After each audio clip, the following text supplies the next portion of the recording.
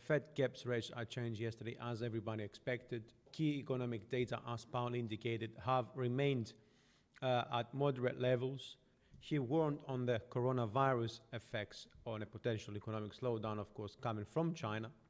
The speech seemed to suggest that since the bank isn't hawkish, we're not going to see a rate cut, a rate hike soon.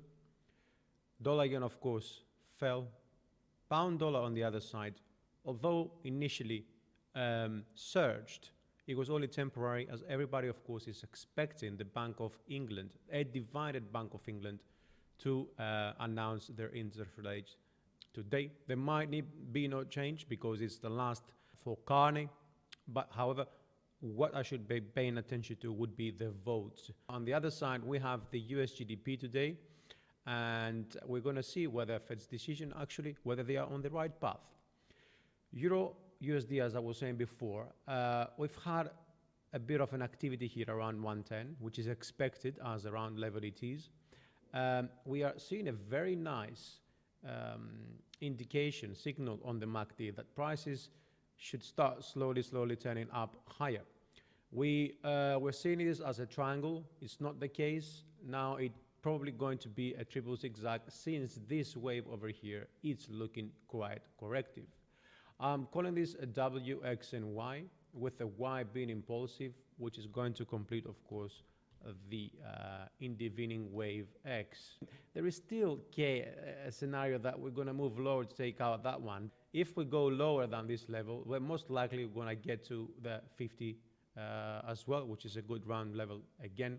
But the truth is that we could expect that to extend anywhere, in case, of course, we see a downside, anywhere above the 87.93 to still consider this as a move to the upside, right? So only a break below this previous low will really tell us that this is indeed going to move to the downside. And what happens here is that this is wave 1, this is wave 2, most likely wave 3, then 4 and 5, right?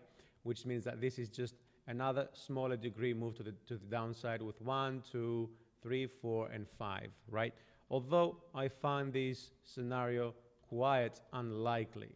We are seeing actually some technical bounce at the psychological level, as well as a very good signal on the MACD.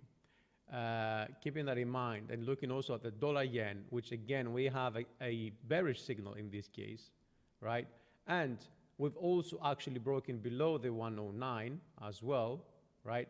When this confluence could really indicate that we're going to move down on the dollar yen as well. Dollar yen is a bit more complicated. We talked about this being an A, B, and a C up there, right?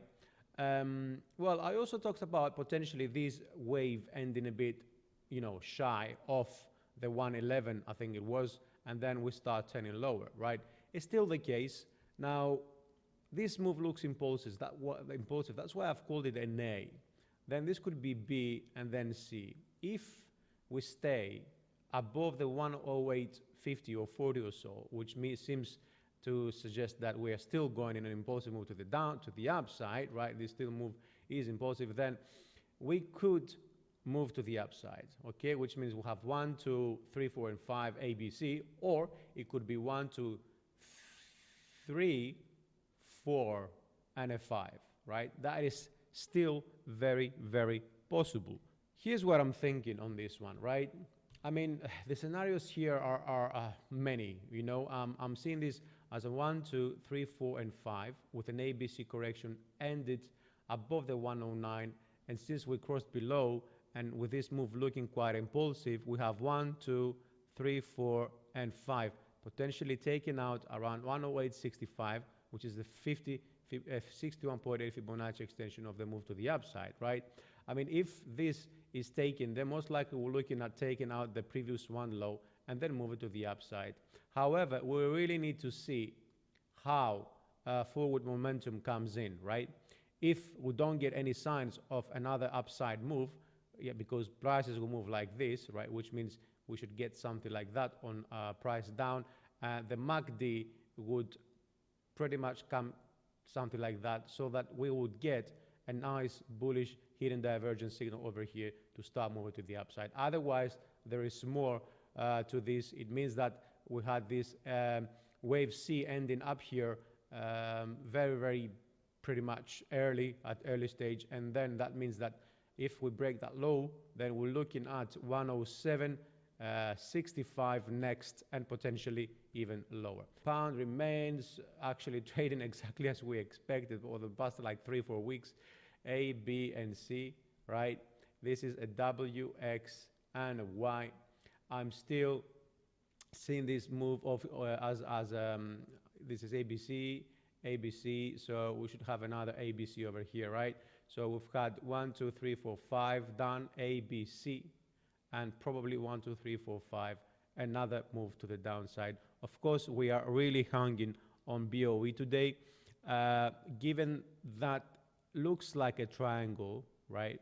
I mean, it could really be a triangle, and if we take into consideration that wave 2 is sharp, we could get this E and then down. However, with BoE coming in a few hours' time, I don't think there will be time to complete the rest, which means most likely this is going to be an ABC, okay? And from here, most likely we're gonna go down, okay?